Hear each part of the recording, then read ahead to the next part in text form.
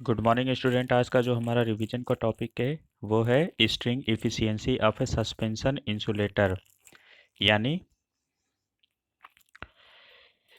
जो हमारा निलंबन विद्युत रोधक है उस पर लड़ी विभव वितरण एवं उसकी दक्षता। ठीक है, तो हमें पढ़ना है क्या चीज़ का? स्ट्रिंग इफिशियंसी यानी लड़ी दक्षता पढ़ना है। किसका? सस्पेंशन टाइप इंसुलेटर का, यानी निलंबन टाइप जो विद्युत रोधक है उसका दक्षता। ठीक, तो देखिए जैसा कि हम जानते हैं कि हाई वोल्टेज के ओवरहेड लाइन पर क्या होता है, जो सस्पेंशन इंसुलेटर का यूज़ किया जाता है, जो किससे बनता है? जितने भी हमारे डिस्क इंसुलेटर है उसको सीरीज में कनेक्ट करके हम क्या चीज़ बनाते हैं? Suspension insulator. ठीक, तो और सस्पेंशन इंसुलेटर का जो वो स्ट्रिंग होता है उसको हम किस नाम से जानते हैं? माला या फिर उसको श्रृंखला भी कहते हैं।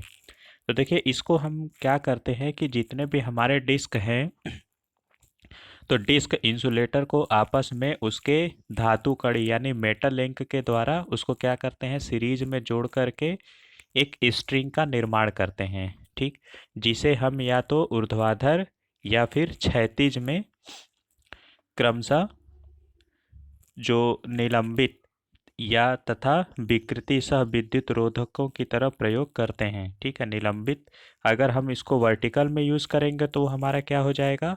सस्पेंशन। और हॉरिजॉन्टल में हम इसको यूज़ करेंगे तो क्या हो जाएगा? स्ट्रेन टाइप यानी विकृति सह इंसुलेटर। ठीक, अब इसके बाद इसमें क्या होता है कि देखिए दो धातु कड़ियों के बीच एक इंसुलेटर डिस्क जुड़ने के कारण प्रत्येक डिस्क एक कैपेसिटर की तरह कार्य करता है। कहने का मतलब ये है कि इसमें हम कैसे बनाते हैं, जैसे मान लीजिए कि ये एक हमारा मेटल डिस्क है। ठीक है, फिर इसमें हम क्या करते हैं? फिर दूसरा इसमें जोड़ते हैं। ठीक, फिर उसके बाद फिर आगे हम इसको और ऐसे जोड़ जोड़ करके इसको बनाते जाते हैं। तो ये जो मेटल लिंक है ये वाला पोर्शन, ठीक है, और एक ये पोर्शन हो गया। तो दो धातु कड़ी यानी दो मेटल लिंक के बीच में क्या होगा? एक हमारा इंसुलेटर ये आ गया।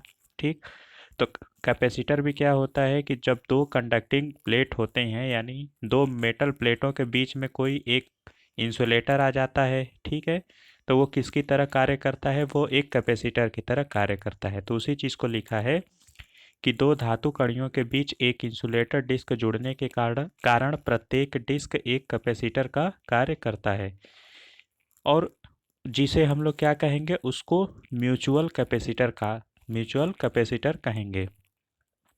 ठीक है, और इसको डिनोट किससे करेंगे? सीएम से। ठीक, सिमिलरली उसी तरीके से क्या होगा कि अब जैसे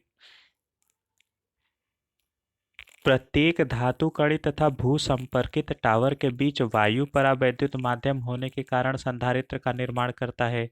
यानी कहने का मतलब ये है कि देखिए अब जैसे ये हमारा टावर है, ठीक है, ये क्रॉस आर्म है। फिर अब हमने क्या किया? जैसे ये क्रॉस आर्म हो गया, तो अब यहाँ से हमने एक इंसुलेटर को यूज़ किया। ठीक है, इसके बाद ये हो गया, फिर हमने इंसुलेटर को ऐसे यूज़ किया। तो इसका मतलब पहले तो एक कैपेसिटर हमारा यहाँ से बना। ठीक, एक कैपेसिटर हमारा ये बना। ठीक है, दो धातु मेटल लिंक के बीच में। और दूसरा कैपेसिटर हमारा क्या बनेगा? देखिए अब जो ये टावर है हमारा, ये जो टावर है, ये टावर भी तो मेटल का है। तो एक मेटल ये हो गया और दूसरा क्या हो गया? एक जो मेटल लिंक है ये। ठीक है, तो इसके बीच में भी क्या है? यहाँ पर एयर है। ठीक, और एयर भी क्या है? एक तरीके का परावैद्युतांक है, एक टाइप का इंसुलेटर है। तो ये मेटल लिंक मतलब ये कंडक्टिंग मटेरियल और यहाँ से मेटल लिंक वाला कंडक्टिंग मटेरियल, और इसके बीच में क्या हो गया? एक एयर हो गया। तो ये भी किस तरीके क्या करेगा? एक कैपेसिटर का निर्माण करेगा जिसको हम लोग शंट कैपेसिटेंट कहेंगे, और इसको डिनोट करेंगे सी एस से। ठीक है, और यहाँ वाला जो कैपेसिटर था, ठीक, उसको हम लोग डिनोट कर रहे हैं किससे? सी एम से। सी एम का मतलब हो गया म्यूचुअल कैपेसिटेंस, और सी एस का मतलब क्या हो गया? Shunt capacitance. ठीक, अब क्या होता है कि शंट कैपेसिटेंस के कारण प्रत्येक डिस्क के एक्रॉस जो वोल्टेज होता है वह क्या होता है, इक्वल नहीं रह पाता है, यानी वो एक समान नहीं रह पाएगा। तो इसमें क्या होता है कि जो सबसे नीचे वाली डिस्क है, यानी जो सबसे कंडक्टर के पास वाली डिस्क होगी, उसके एक्रॉस वोल्टेज सबसे अधिक होगा तथा क्रॉस आर्म वाले डिस्क के एक्रॉस अपेक्षाकृत सबसे कम होगा। यानी अगर हम इसको एक शॉर्ट फॉर्म में इसको अगर रिप्रेजेंट करें तो इसका मतलब ये होगा कि एक कैपेसिटर इधर, सपोज कीजिए हम केवल 3 स्ट्रिंग की बात कर रहे हैं, ठीक है। तो एक कैपेसिटर यहाँ, फिर एक कैपेसिटर इधर और एक कैपेसिटर इधर, और यहाँ पर हमारा क्या लगा हुआ है, कंडक्टर। तो देखिए ये जो है ये स्ट्रिंग के बीच का कैपेसिटर है, ठीक। ये जो है ये स्ट्रिंग के बीच का कैपेसिटर है, तो इसको हम लोग किससे डिनोट करेंगे, सी एम से, ठीक है। ये हो गया सी एम और ये हो गया सी एम। इसके बाद ये क्या है, ये हमारा टावर है, ठीक। तो टावर के बीच का हो गया हमारा सी एस, ठीक, और ये हो गया सी एस। तो ये सी एस के कारण से क्या होता है कि हर एक मतलब वोल्टेज, मतलब जितने भी हमारे इंसुलेटर डिस्क हैं उसके क्रॉस वोल्टेज क्या हो जाएगा, इक्वल नहीं हो पाएगा, ठीक। तो इस केस में क्या होगा कि सबसे ज़्यादा जो हमारा वोल्टेज होगा, जैसे मान लीजिए इनके क्रॉस अगर हमने वोल्टेज माना तो सी एम के इसके क्रॉस ई3 हो गया, ठीक है। इस वोल्टेज मतलब इस डिस्क के एक्रॉस जो वोल्टेज है वो ई3, फिर यहाँ आ गया ई2, फिर ये हो गया हमारा ई1, ठीक है। तो अब क्या होगा कि जो कंडक्टर के पास होगा डिस्क, उसके क्रॉस जो वोल्टेज होगा वो ज़्यादा होगा, यानी हम कह सकते हैं कि E three greater than E2 greater than E1. और जो हमारा क्रॉस आर्म के पास होगा उसके क्रॉस वोल्टेज क्या होगा, सबसे कम होगा, ठीक। तो अब इन्हीं सब का हमें निकालना है इसकी वैल्यू और स्ट्रिंग, और तब इसकी वैल्यू निकालने के बाद क्या निकालेंगे हम लोग, स्ट्रिंग इफिशियंसी, ठीक। तो यही हमें पढ़ना है। तो देखिए ये इसका डायग्राम है।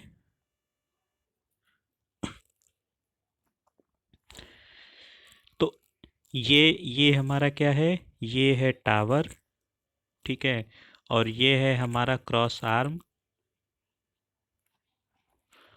और इसके बाद हम 3 स्ट्रिंग की बात कर रहे हैं, तो एक कैपेसिटेंस हमारा पहला हो गया, ये दूसरा हो गया, ये तीसरा हो गया, और ये हो गया हमारा शंट कैपेसिटेंस, ठीक है।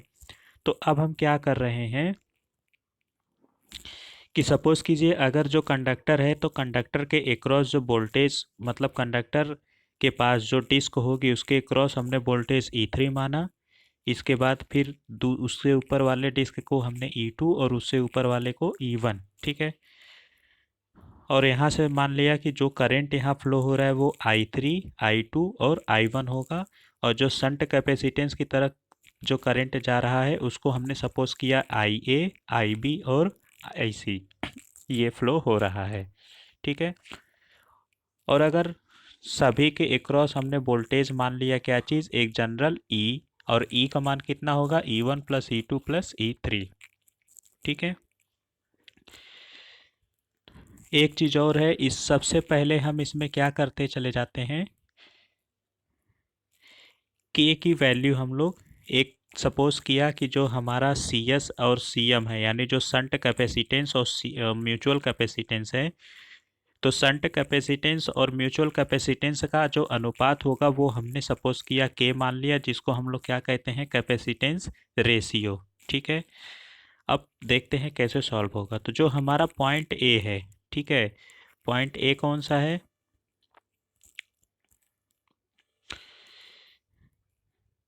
जो हमारा यहाँ पे पॉइंट ए है, इस पॉइंट ए पर हमने क्या किया, केसीएल अप्लाई किया। तो देखिए पॉइंट ए पर जब हम केसीएल अप्लाई करेंगे तो जो नोड ए है उस नोड ए पर करंट कितना जा रहा है, आई2, और आई2 का मान किसके बराबर होगा, इस आई1 प्लस आई ए के बराबर होगा, ठीक है।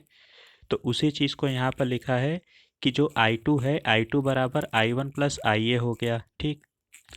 अगर हम आई की बात करेंगे तो आई इज इक्वल टू क्या चीज़ हो जाएगा, तो देखिए अगर आई की बात करते हैं करंट का, ठीक है, तो आई इज इक्वल टू हो जाएगा वोल्टेज अपॉन उसके क्रॉस रजिस्टेंस, और रजिस्टेंस तो है नहीं तो कैपेसिटर का इम्पीडेंस होता है तो एक्स ई हो जाएगा, एक्स सी, ठीक है। और ई अपॉन ओमेगा एक्स सी, मतलब उसका इम्पीडेंस कितना होगा, ओमेगा सी सी एस या सी एम जो कुछ भी होगा, तो मान लीजिए पहले अभी ओमेगा सी होगा, ठीक है। और अगर सॉरी ओमेगा सी नहीं, यहाँ पे होगा वन अपॉन ओमेगा सी, ठीक है, क्योंकि एक्स सी बराबर वन अपॉन ओमेगा सी होता है। तो वन अपॉन ओमेगा सी हुआ, इस ओमेगा सी को हम ऊपर ले जाएंगे तो क्या चीज़ मिलेगा हमें, ओमेगा सी ई, ठीक है। तो ये आई का मान होगा। तो अगर हम बात करेंगे आई टू की, ठीक है, तो आई टू हमारा क्या है, आई टू जो है कि वो किसके क्रॉस है, वो जो है आई टू जो है वो डिस्क ई टू के क्रॉस है। तो डिस्क ई टू के क्रॉस जो वोल्टेज था वो कितना है, ई टू, ठीक, यही ना है। अगर हम आई टू की बात करेंगे तो आई टू कहाँ से है, ये इसके क्रॉस जो वोल्टेज होगा वो यहाँ से तो निकला, तो इसके क्रॉस वोल्टेज ई टू है। तो आई टू की अगर हम बात करेंगे तो ओमेगा सी, और कैपेसिटेंस कितना है एम, तो omega C M E two, ठीक। और आई वन की बात करेंगे तो I one is equal to कितना हो जाएगा, omega C M E one, ठीक। और आई ए की बात करेंगे तो I A is equal to कितना हो जाएगा, ओमेगा सी, अब कैपेसिटेंस क्या है यहाँ पे सी एस, तो omega C S E one, ठीक है। तो इसी वैल्यू को हम लोग क्या रखेंगे, यहाँ पे रखेंगे। तो omega C M E two बराबर हो जाएगा omega C M E one बराबर omega C S E one. अब देखिए सभी में से ओमेगा हमने कॉमन करके ओमेगा को कैंसिल कर दिया, तो हमें क्या चीज़ मिला, C M E two is equal to E one, ठीक है, E one C M plus C S. और देखिए के इज इक्वल टू क्या था, C S upon C M था, ठीक है। तो अगर हम बात करेंगे C S is equal to क्या हो जाएगा, तो के सी एम हो जाएगा। तो ये वैल्यू सी एस की जगह पे हमने यहाँ पे रख दिया, तो हमें जब इसको पूरा फाइनली सॉल्व करेंगे तो हमें क्या चीज़ मिलेगा, E two is equal to one plus K, ये सपोज किया इक्वेशन वन हो गया। फिर सिमिलरली हम लोग क्या करेंगे, बी पर जो है कि के सी एल अप्लाई करेंगे। तो बी पर जब हम के सी एल अप्लाई करेंगे तो क्या चीज़ मिलेगा, तो देखिए बी पर अप्लाई किया तो आई थ्री, इस नोड पर आई थ्री करेंट आ रहा है, तो I three is equal to I two plus I B. तो अगर हम आई थ्री की बात करेंगे तो कितना हो जाएगा, omega C M E three, I two का करेंगे तो omega C M E two. और अगर हम इसकी बात करेंगे आई बी का, तो आई बी वाले केस में क्या करते हैं, ओमेगा, ठीक है, ओमेगा सी एस, और ये दो इसके क्रॉस जो वोल्टेज होगा वो ये दोनों होगा E one plus E two, इस चीज़ को हम लोग ध्यान रखेंगे, ठीक है। तो जब हमने बी पर अप्लाई किया तो हमें मिला I three is equal to I two plus I B, यानी omega C M E three is equal to omega C M E two plus omega C S E one plus E two. सब में से omega common लेकर के omega cancel कर दिया, तो हमें क्या मिलेगा, C M E three is equal to omega C M E two plus omega, अब देखिए सी एस की जगह पे क्या हो जाएगा, के सी एम हो जाएगा, तो ओमेगा के सी एम और E one plus E two हो गया। ओमेगा हमने क्या कर दिया, कैंसिल कर दिया, तो हमें क्या चीज़ मिला, और सब में से सी एम भी जो है कि कॉमन हो जाएगा, तो ओमेगा सी एम हमने कैंसिल कर दिया, तो E three is equal to हमें मिलेगा ई टू, ठीक है। ई वन की जगह पे क्या हो जाएगा, ये ई वन की जगह पे के ई वन आया था, ई वन, अच्छा यहाँ जो के है सब में मल्टीप्लाई कर दीजिए, तो ई टू प्लस के ई वन प्लस के ई टू, ठीक है। तो हमें E three is equal to क्या मिल जाएगा, E three is equal to मिलेगा ई टू प्लस के ई वन प्लस के ई टू, ठीक है। अब ई टू का मान रख दीजिए यहाँ पर के वन ई वन प्लस के वन ई ई वन के, ठीक है। जब हमने ई मान रखा ई थ्री का, तो E three is equal to क्या चीज़ मिलेगा, ई टू की वैल्यू रखा हमने क्या चीज़, E one plus E one के प्लस यहाँ पर के ई वन है प्लस के ई वन, और ई टू की जगह हमने वैल्यू रखा ई वन वन प्लस के, ठीक है। हर जगह ई टू की वैल्यू रखा, तो इसको जब हम सॉल्व करेंगे तो फाइनली जो हमें मिलेगा वो क्या मिलेगा, ये मिलेगा कि E three is equal to E one plus three K E one plus K square E one, ठीक, ये हो गया। अब इसके बाद जो हम टोटल वोल्टेज निकालेंगे तो E इज इक्वल टू क्या हो जाएगा, E1 plus E2 plus E3। तो हमने E1 E2 का वैल्यू रखिए, E2 की वैल्यू क्या है 1 + k E1, और E3 की वैल्यू क्या है जो अभी यहाँ से निकाला है 1 + 3k + k² E1। ठीक है, ये वैल्यू पुट करिए। वैल्यू पुट करने के बाद जो हम हमारा फाइनली आंसर आएगा E1 के टर्म में, तो क्या चीज़ मिलेगा, E1 3 + 4k + k²। ये E की वैल्यू आ गई। अब हम बात करते हैं स्ट्रिंग इफिशियंसी की। तो देखिए स्ट्रिंग इफिशियंसी होता है जिस total voltage upon number of disk into जो लास्ट वाला डिस्क है उसके क्रॉस वोल्टेज। ठीक है, तो यहाँ पर हमने 3 डिस्क का लिया था तो कितना हो जाएगा, n is equal to E1 3E3, sorry E1 नहीं E3E3। ठीक है, तो अब E की वैल्यू को हम क्या रखेंगे, E1 के टर्म में रखेंगे तो हमें कितना मिलेगा, E1 3 + 4k + k², ये E की वैल्यू था। इसके बाद 3E3 है तो 3E3 की भी वैल्यू रखेंगे तो कितना था 1 + 3k + k²। तो इससे ये कैंसिल हो जाएगा, तो हमें जो मिलेगा फाइनली क्या चीज़ मिलेगा, string efficiency 3 + 4k + k² upon 3 × 1 + 3k + k²। Further अगर हम इसको और फैक्टराइज करेंगे तो हमें क्या चीज़ मिलेगा, k+1 k+3। ठीक है, k+1 × k+3 upon 3 1 + 3k + k²। ठीक, तो ये जो है इसका है स्ट्रिंग इफिशियंसी। इस तरीके से ये सॉल्व होगा, और ये जो क्वेश्चन है ये बहुत इम्पॉर्टेंट है। ठीक है, तो आप लोग इसको देख लीजिएगा, कल हम इस पर बेस्ड न्यूमेरिकल सॉल्व करेंगे। Okay, thank you.